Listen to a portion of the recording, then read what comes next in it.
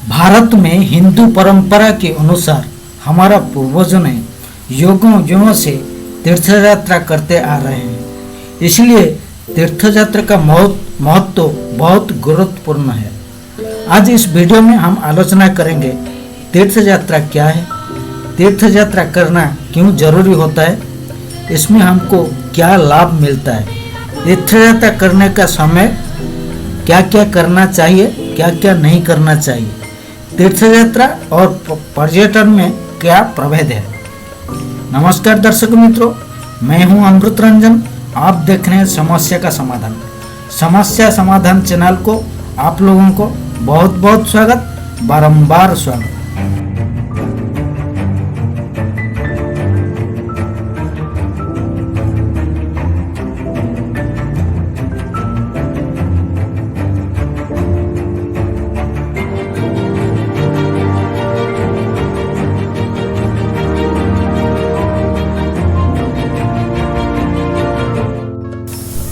समस्या का समाधान चैनल को आप लोगों को पुनर्बार स्वागत। दर्शक मित्रों, तनाव एक ऐसी समस्या है, इसमें इंसान का हालत बहुत खराब हो जाता है। तनाव से छुटकारा पाने के लिए, माइंड रिलैक्स करने के लिए आदमी बहुत सारे उपाय ढूंढता है, जैसे टीवी देखना, स्टोरी बुक पढ़ना, मेडिटेशन करना, खेलकूद करना, कहीं घूमने चला जाना, नशा का सहारा लेना, दूसरे के पास अपना टेंशन को बताकर मन को हल्का करना।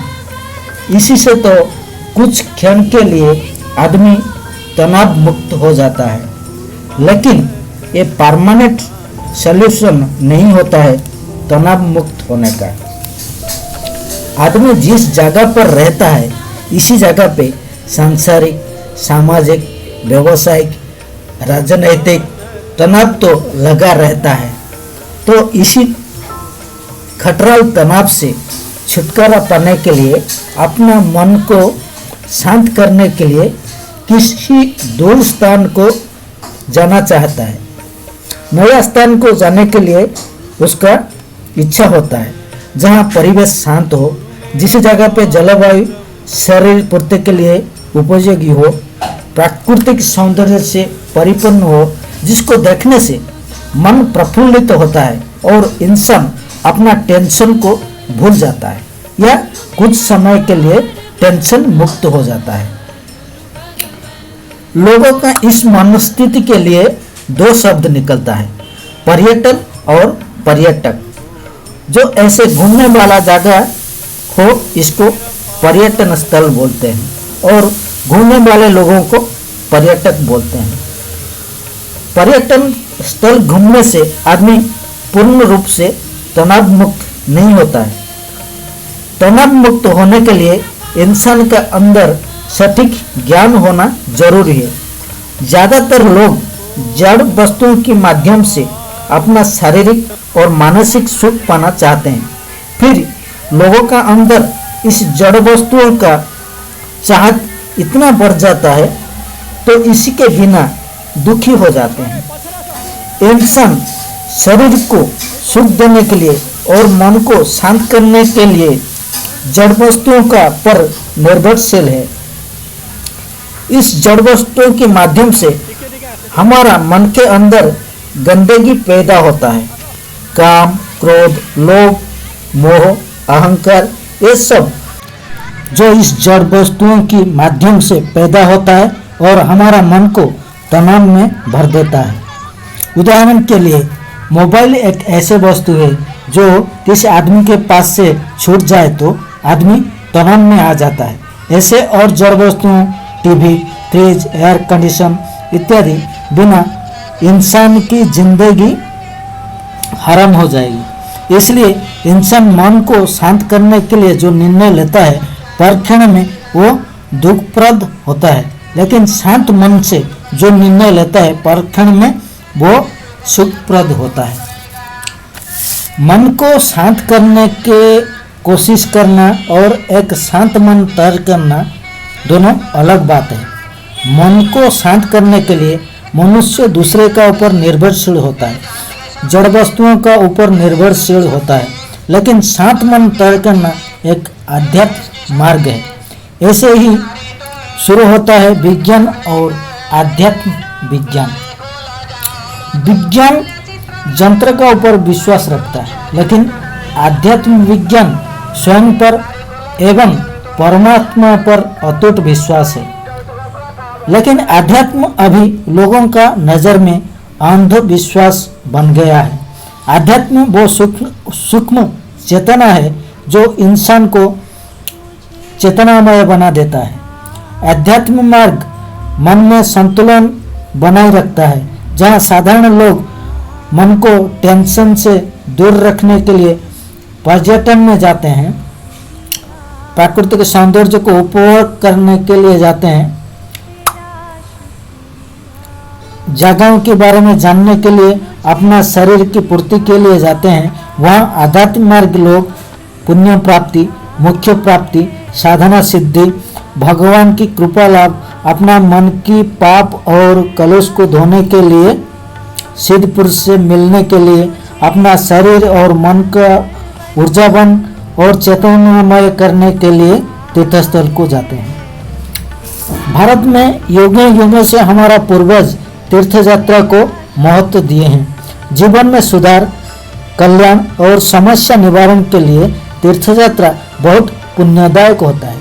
इसलिए संत तुलसीदास बोले हैं, तीर्थाटन साधन समुदाय, विद्या विनय विवेक बढ़ाई। मतलब तीर्थ यात्रा करने से ज्ञान, विनय, विवेक, विनम्रता बढ़ता है। भागवत के अनुसार जैसे कृषि का फल अन्न उत्पादन है, उसी प्रकार निष्पाप बनना तीर्थ यात्रा का फल है। तो तीर्थ यात्रा दो प्रकार की होता है, स्वाभाविक तीर्थस्थल, मानव निर्मित तीर्थस्थल। गर्मियों से होने वाला बीमारी से राहत देने वाला जो स्थान ठंडी जगहों पे है और परिवेश के प्रभाव से जिस जगह क्रोध विकार को दूर करता है, उसको स्वाभाविक तीर्थ बोलते हैं।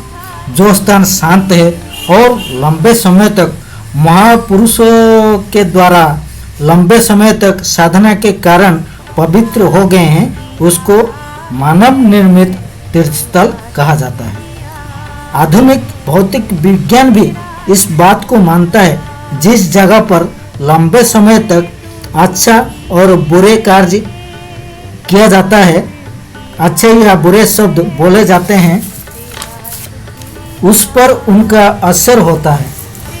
वहाँ जाने वाला लोगों को वो उसी तरह प्रभावित करता है। इसलिए तीर्थ यात्रा मानसिक शांति के लिए उपयोगी है। तीर्थ स्थान को जाने से एक नया प्राकृतिक वातावरण, नया परिवेश मिलता है। तीर्थस्थान प्रकृति के कारण एवं सिद्ध पुरुष से लंबे समय तक साधने के द्वारा ऊर्जा में और चेतना में रहता है, जो कि शारीरिक और मानसिक उन्नति के लिए लाभदायक होता है। तीर्थस्थल को जाने से राष्ट्रीय एकता, सांस्कृतिक पारंपरिक जीवनचर्या, तीर्थस्थल की इतिहास, बहुत सारे सिद्ध पुरुष, योगी, ऋषि, मुनि, तपस्वियों का संगति मिलता है, तो द्वारा हमारा ज्ञान का उन्नति होता है। ये दुनिया में बहुत सारे साधु संत योगी हैं, लेकिन सब साधु संत तपस्वी एक जैसे नहीं होते हैं। कुछ भंड और कुसंस्कारी भी अपना व्यापार जमाने के लिए साधु संत की वेश धारण करते हैं। लेकिन तीर्थस्थल में बहुत सारे साधु संत ऐसे हैं जो अपना सारी जीवन भगवान को समर्पित किए हैं, लंबे समय तक साधना करके सिद्धि प्राप्त किए हैं। उनका आशीर्वाद प्राप्ति करने से जीवन का पाप नाश हो जाता है, मन का कलुष मिट जाता है, जिंदगी जीने का सही ज्ञान हमको मिलता है। कुछ लोग ये सोचते होंगे कि भगवान तो कण कण में विराजमान है, तो हमको तीर्थ क्यों जाना चाहिए। ये बात सही है कि भगवान कण कण में विराजमान है, लेकिन हमारा अंदर वो क्षमता नहीं है उनका सानिध्य पाने के लिए।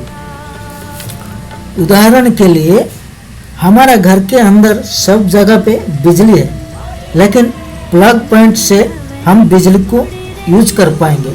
मिट्टी का नीचे सब जगह पे पानी है, लेकिन पानी पाने के लिए हमको तालाब, कूप, नलकूप खोदना पड़ता है, तभी जाकर पानी मिलता है। लेकिन नदी, समुद्र से हम डायरेक्ट पानी पाते हैं। वर्षा के टाइम पे हमको सब जगह पे पानी मिलता है।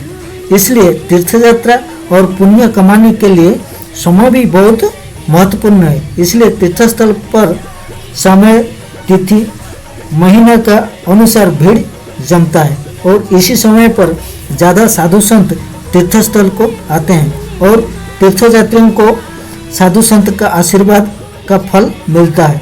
तीर्थयात्रा के टाइम बहुत सारे नियम का पालन करना पड़ता है, तब जाकर तीर्थयात्रा का पुण्य पूर्ण रूप से मिलता है। तीर्थयात्रा के दौरान मन में भगवान को स्थापित करके उनका जप करना चाहिए। मन में दूसरा कोई सोच नहीं आना चाहिए। मन में पाप प्रवृत्ति को दूर रखना चाहिए, जैसे काम, क्रोध, लोभ, मोह, अहंकार, ईर्ष्या नहीं रहना चाहिए। अपना स्वार्थ के लिए ना सोचकर सामाजिक कल्याण के लिए सोचना चाहिए। खोलकर दान दक्षिणा देना चाहिए। दान दक्षिणा देने के लिए कुंठाबोध ना करे, किसका साथ झगड़ा ना करे। अगर कोई कुछ भला बुरा कह दे तो क्रोध ना करे, ये भगवान की परीक्षा है, ये सोचकर क्षमा कर देना चाहिए। मन को शांत रखे और भगवान को ध्यान करे। ये सोचे कि तीर्थस्थल की ऊर्जा आपका अंदर समाहित हो रहा है और आप ऊर्जावान, चेतनामय, तेजस्वी बन रहे हैं। आपका मन का कलुष धोकर अंतकरण पवित्र हो रहा है, तब जाकर तीर्थ यात्रा का पुण्य फल मिलता है। लेकिन पर्यटक के अंदर ऐसे मनस्थित नहीं रहता है। इसलिए तीर्थयात्री पर्यटक में यही अंतर होता है। जहाँ पर्यटक प्राकृतिक सौंदर्य और जीवन को उपभोग करने के लिए जाते हैं, वहाँ तीर्थयात्री को पुण्य अर्जन के लिए कष्ट सहना पड़ता है। आने वाला वीडियो में बहुत सारे अलौकिक, ऊर्जामय, सिद्धस्थल, सिद्ध पुरुषों की लोकायत तीर्थस्थल के बारे में बताऊंगा। इसलिए देखते रहिए समस्या का समाधान। चैनल को सब्सक्राइब कीजिए, बेल आइकन को दबा के ऑल नोटिफिकेशन पे क्लिक कीजिए, वीडियो को लाइक कीजिए, दूसरे के साथ शेयर कीजिए, कमेंट कीजिए। जय भारत, जय हिंद, वंदे मातरम।